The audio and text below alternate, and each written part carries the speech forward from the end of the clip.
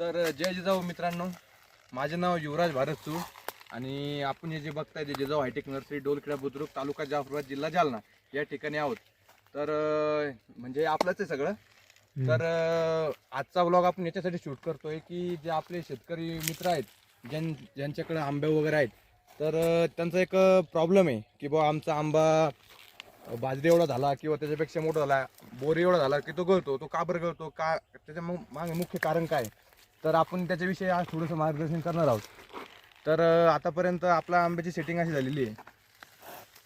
हे बघा, आता हा जो आंबा पडलेला आहे याच्यामध्ये याच्या जे देठाजवळ ते आहे त्याला आपल्याला आपण एका प्रकारे काय म्हणतो, ग्रोथ हार्मोन म्हणतो ना, संजीवक, ते कमी पडलेलं आहे. तर ते कोणतं कमी पडलेलं आहे, एक NA म्हणून संजीवक असतं, नॅफ्थलिक ॲसिटिक ॲसिड, आणि एक जिबरलिक ॲसिड, असे दोन हे संजीवक असतात. तर याची कमतरता असल्यामुळे आंबे गळून पडतात.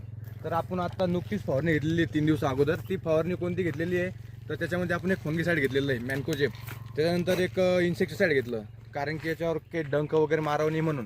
तर इन्सेक्टिसाईड होतं आपलं क्लोरोपायरिफॉस, आणि एक फंगीसाईड घेतलं आपण मॅनकोजेब, आणि एक NAA म्हणजे नॅफ्थलिक ॲसिटिक ॲसिड, की आपल्या आंबागळ काही होणार नाही.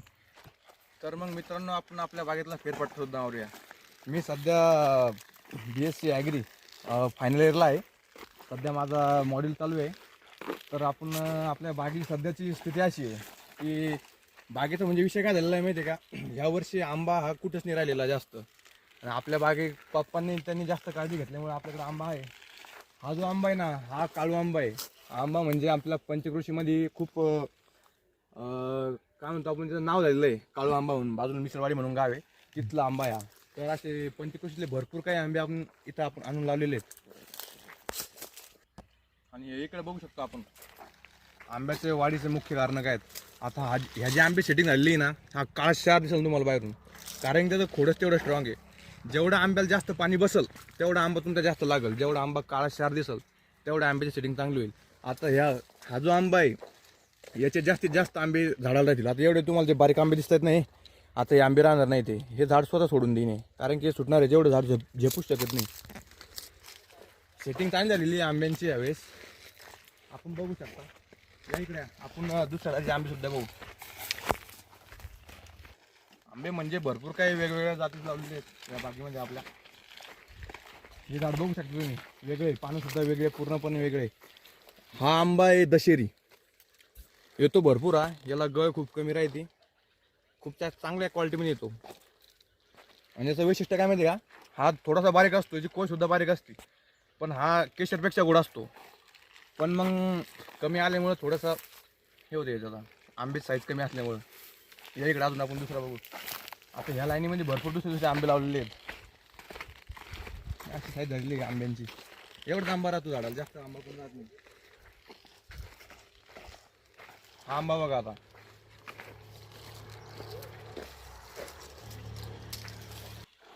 आपण जी बाग आंबा लागवड पद्धती भरपूर असतात, जुन्या असतात, काही नवीन असतात. आपण जी लावलेली आपल्याला उत्पादन पाहिजे, त्याच्यामुळे आपण जी हायडेन्सिटी प्लांटिंग म्हणतात, जी इस्रायलमध्ये काय म्हणतो आपण, ज्याचा जन्म झालेला आहे, तर ती लावलेली आहे. याच्यामध्ये आपल्याला जास्तीत जास्त उत्पादन एका झाडातून घेता येतं. कमीत कमी आंबा एका झाडाला घ्यायचा आणि एक जास्तीत जास्त उत्पादन आपल्याला त्यातून आपोआप होतं. त्याच्यामुळे ही जी पद्धत आहे खूप सोपी आहे, कारण की इथं आंब्याला आपण काय म्हणतो, आपण एका मेंटेनन्स जे असतं ना, मेंटेनन्स योग्य पद्धतीने करू शकतो. त्यानंतर आंबा सावलीत ठेवू शकतो, फवारणी वगैरे करायला एकदम योग्यरित्या आपण याच्यावर फवारणी करू शकतो. आता हे झाड आहे, हे झाड अजून आता नेमकं 7 वर्षाचा बाग आहे आपला. अजून याचं खोड जे ते मोठं होईल आणि याची हाईट थोडी उंच होईल अजून. आणि ह्या झाडाचा घेरा आहे हा इथपर्यंत राहील, आणि ह्या झाडाचा घेरा इथपर्यंत येईल कालांतराने. आता याची आंबे आपण आपली छाटणी केव्हा घेतो, आपण जेव्हा आपला बाग हार्वेस्ट झाला पूर्णपणे, त्याच्यानंतर आपण लगेच याची छाटणी घेऊन टाकतो. छाटणी पण कोणती घ्यायची, ज्या आंब्याच्या फांदीला आंबा लागलेला आहे ती आंब्याची जी फांदी काढून टाकायची, सरळ सरळ फांदीच काढून टाकायची. कारण की एकदा एका फांदीला लागलेला आंबा परत दुसऱ्या वेळेस त्या फांदीला आंबा येत नाही, विषय तो असतो. आणि एवढा घेरा आपल्याला घ्यायचा आहे. आणि फवारायला एकदम सोपं होऊन जातं, कारण की याची हाईट जास्तीत जास्त होऊन जाईल, 12 ते 15 फुटापर्यंत हाईट होऊन जाते. आणि त्या हाईटवर आपण फवारणी योग्यरित्या करू शकतो, व्यवस्थित पूर्ण होऊ शकतो. आणि फवारणीचा जो मॅन्डेटरी टाईम जो आहे तो टाईम आहे 5च्या नंतर, कारण की थोडा सूर्याचा प्रकोप म्हणता येईल एका प्रकारे उन्हाळ्यामध्ये मराठवाड्यामध्ये असल्यामुळं की तो कमी होऊन जातो. आणि एकंदरीत फवारणीचा इफेक्ट चांगला होतो, म्हणजे युटिलायझेशन चांगलं होतं औषधाचं.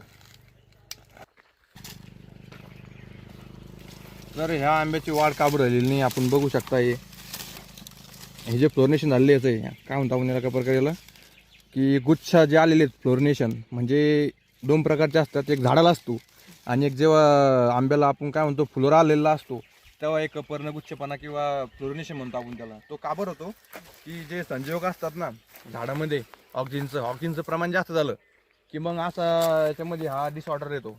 आणि हा डिसऑर्डर असा आहे की याला फळच लागत नाही, यात फक्त फ्लोरिनेशन होतं जास्त आणि त्याच्यामुळं आंब्याला काही लागतच नंतर विषय तो आहे. तर आपलं मेन उद्दिष्ट हेच आहे की शेतकऱ्याने जास्तीत जास्त प्रगती करावं. तो डिपेंडंट नाही राहावं जास्त, इंडिपेंडंट व्हावं काय या बाबतीत की पैसा वगैरे जे आहे. आणि जास्तीत जास्त पर स्क्वेअर फूट जर म्हणजे झालं तर फळबागेतूनच शेतकऱ्याला जास्त उत्पन्न होतं, हे जग जाहीर आहे. तर शेतकरी बांधवांनो, तुम्हाला काही पण अडचणी असेल आंब्याच्या बाबतीत फळबागेच्या बाबतीत तर तुम्ही कमेंटमध्ये करू शकता. कमेंटमध्ये टाका तुम्हाला नेमकी अडचण काय आहे, कशी आहे काय, आपण त्याचं निदान करायचा 100% प्रयत्न करू. आणि तुम्हाला जर कलमा हव्या असल्यास आंबा, पेरू, सीताफळ, जांभूळ, फळबाग जेवढी पण सरकारी योजनेत असो का काय असो तर आपल्या नर्सरीमध्ये चांगल्या पद्धतीचे चांगल्या क्वालिटीचे रोपं अवेलेबल आहेत. तर जिजाऊ हायटेक नर्सरी, डोलखेडा बुद्रुक, तालुका जाफराबाद, जिल्हा जालना.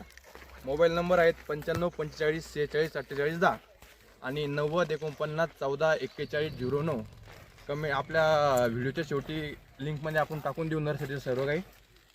आणि हे जे नंदनवन जे आपण म्हणतो ना ते नेमकं हेच, कारण की ही काय एका 2 दिवसाची काही किमया नाही आहे. याच्यावरती वडिलांनी काकांनी पूर्ण 15 ते 20 वर्षाचं आयुष्य त्या मारणावर घातलेलं आहे. आता हे जे म्हणू शकतो ना आपण खालचं की पूर्ण प्रकारे बरड होतं एका प्रकारे. पहिले काळीची जमीन खाली आहे मळ्यामध्ये आमची, हे पूर्णपणे बरड होतं. पण याच्यावर सुद्धा फळबाग कशी येऊ शकते त्याचं काटेकोरपणे नियोजन पाण्याचं पाहिजे. त्या नियोजनामधून पूर्ण हे आलेलं आहे. हे पूर्ण साईडला हे बघता तुम्ही जांभूळ आहे, कोकण बहार डोल म्हणून आहे. हे पूर्ण जांभूळ आपण लावलेलं आहे. तर काही अडचण असली तर कमेंटमध्ये सांगा आणि आपल्या चॅनलला लाईक करा, सबस्क्राईब करा, शेअर करा, जास्तीत जास्त शेतकरी बांधवांपर्यंत पोहोचा जेणेकरून सगळ्यांचा फायदा होईल. धन्यवाद. जय जिजाऊ. राजा घेतो.